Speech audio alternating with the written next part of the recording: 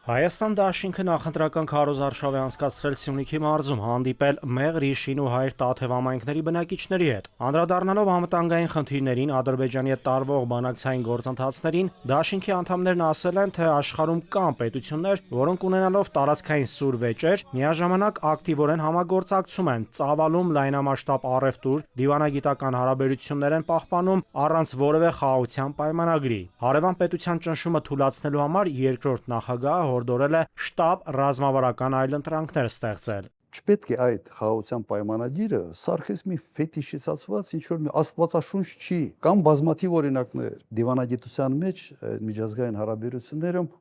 կա այսպիսի արտահայտություն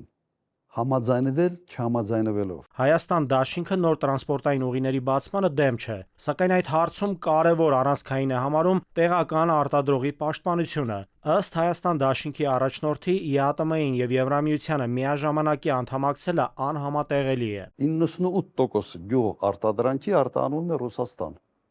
Բացեք Եվրոպայի դուռը, ցույց տվեք այդ կոմունիկացիաների հնարավորությունը, որ մենք հասկանանք։ Բացի դատարկ խոսակցությունից, տակը, առարկայական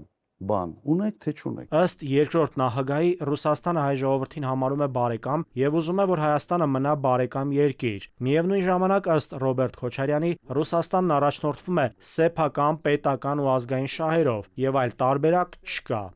Նաիրի Մուրադյան, ժամը լրատվական։